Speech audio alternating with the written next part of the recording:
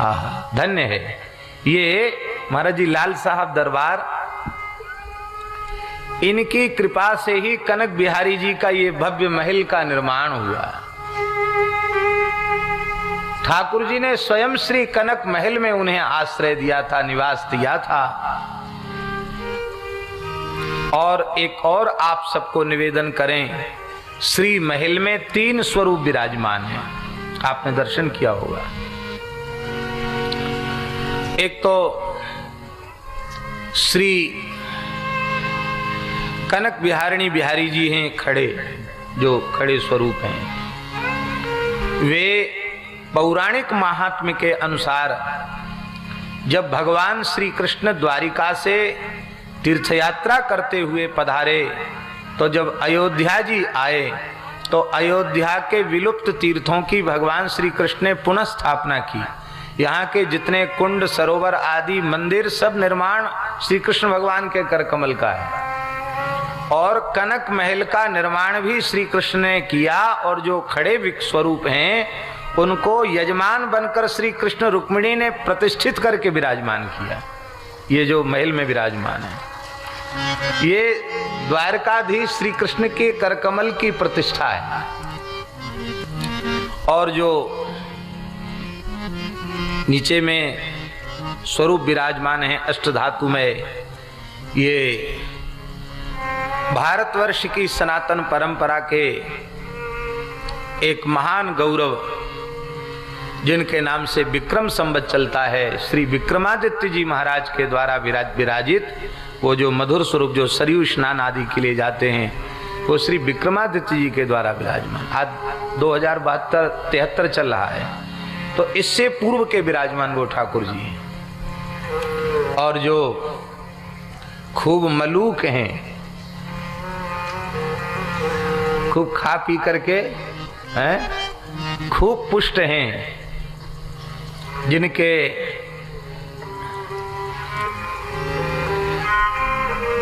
नक्शिक सौंदर्य का वर्णन करने में समर्थ कौन है? जो असमोर्ध सौंदर्य सिंधु हैं, कोटि कोटि कंदर्प दर्प दलन करने वाला अतिशय कमनीय जिनका स्वरूप है, जिनकी मुस्कान, जिनके सुंदर सुविशाल नेत्र, बड़े चकित नेत्रों से कनक बिहारी जी सबकी ओर देखते हैं। और श्री बिहारिणी जी तो बहुत शील संकोच में उनका दर्शन होता है। ये परम धर्मनिष्ठ ओरछा नरेश महाराजा मधुकर शाह के वंशज, जो मधुकर शाह जी हरिराम व्यास जी के शिष्य थे, भक्तमाल जी में जिनका नाम है, उनकी महारानी परम भक्ता श्री कुंवर गणेश देई रानी, जो अयोध्या जी से रघुनाथ जी को ओरछा लेकर के गई संवत 1631 में, आज भी ओरछा में राम राजा सरकार विराजमान हैं। ऐसे पवित्र राजवंश में प्रकट टीकमगढ़ महाराज, टीकमगढ़ की महारानी, उनके द्वारा निर्मित ये दिव्य श्री महल है। हमने जैसा पूज्य संतों के गुरुजनों के मुख से सुना है, देखिए हम लोग कितने बड़े भाग्यशाली हैं कि हमारे बिंदु गाद्याचार्य श्री बड़ी जगह वाले महाराज जी भी अत्यंत कृपा पूर्वक पधारे हैं।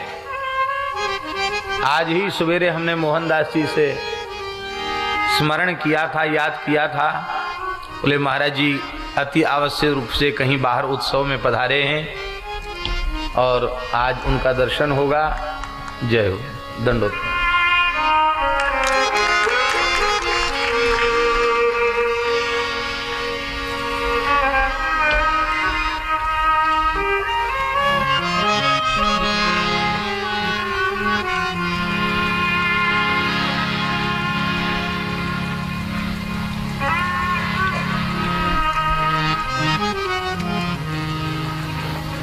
तो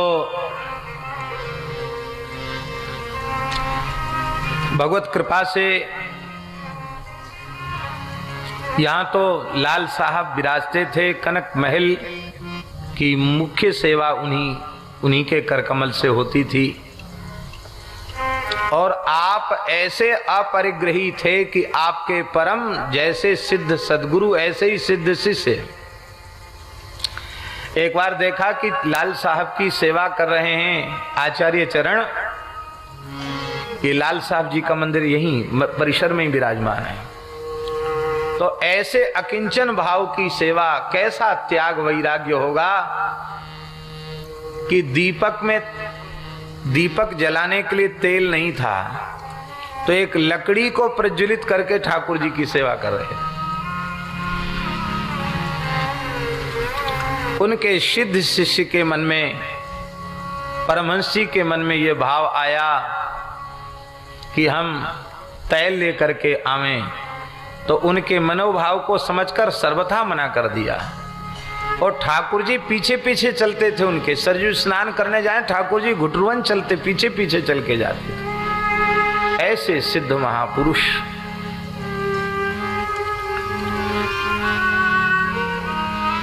यहां कनक महल है। टीकमगढ़ महाराज ने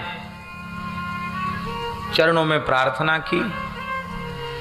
महाराज ने मना कर दिया, नहीं, यहां किसी राजा महाराजा की सेवा नहीं, बाहर जाओ। मना कर दिया। महाराज बड़े दुखी हो गए, बड़े धर्मनिष्ठ थे कि हमारी सेवा श्री कनक बिहारिणी बिहारी जी ने स्वीकार नहीं की, आचार्य चरण ने स्वीकार नहीं की। बड़े दुखी हो गए। तो उनकी जो महारानी थी महाराज जी, उनका नाम वृषभानु कुंवरी था। तो उन्होंने देखा कि वे बड़े दुखी हैं। कहा आप दुखी क्यों हैं? बोले हमारी सेवा अस्वीकार होगी इसलिए हम दुखी हैं। भाई कान खोलकर सुन लीजिए कैसे होते थे महापुरुष कि यदि उनकी सेवा ठाकुर सेवा, गौ सेवा, संत सेवा के निमित्त स्वीकार नहीं होती थी तो वे व्याकुल हो जाते थे कि आखिर ऐसी कौन सी अशुचिता हमारे धन में आ गई, हमारे भीतर कौन सा ऐसा भारी अपराध बन गया हमारा, जिसके कारण हमारा धन भगवान की सेवा में, गौ ब्राह्मण संतों की सेवा में। श्री सीताराम जी महाराज की जय। परम पूज्य श्री छावनी वाले श्री महाराज जी की जय। पूज्य श्री छावनी वाले महाराज जी के चरणों में सादर दंडवत प्रणाम। एवं कुंज विहारी मंदिर के हमारे पूज्य श्री महंजी महाराज, उनको भी सादर दंडवत प्रणाम। बड़े सौभाग्य की बात है। तो महारानी ने कहा कि आप राजा बन के गए इसलिए सेवा स्वीकार नहीं हुई। आप चिंता मत कीजिए, मैं प्रयास करती हूं। और महारानी ने, टीकमगढ़ महारानी ने बिना किसी दास दासी, बिना किसी अपने रानी वाली मर्यादा के बिना, उस समय राजाओं का जमाना था, राजाओं के ठाट-बाट होते थे, रानियों को पर्दा लगकर मंदिरों में प्रवेश होता था। बड़ा भारी ऐसा समय था। पर महारानी ने इस पूरे परिसर की, यहाँ निकुंज की, यहाँ की लता पता की सेवा करना आरंभ की, यहाँ झाड़ू लगाना आरंभ किया और कई दिन सेवा करते करते इस पूरे परिसर को दिव्य बना दिया। पूज्य आचार्य चरण की करुणा भरी दृष्टि पड़ी और कहा, बेटी तू बड़े भाव से युगल सरकार के निकुंज की सेवा कर रही है, क्या चाहती है? बोले सरकार आपकी कृपा हो जाए तो यहाँ कनक महल का निर्माण हो जाए। अरे तू टीकमगढ़ महारानी है? नहीं महाराज, मैं तो ठाकुर जी की, संतों की चरण सेविका हूं। वाह, प्रसन्न हो गए और लाल साहब को लेकर उधर विराजमान हो गए। बोले आप महल बनाओ। महल का निर्माण हो गया। लाल साहब पहले विराजे, फिर इस दिव्य महल का निर्माण हुआ। ऐसे लाल साहब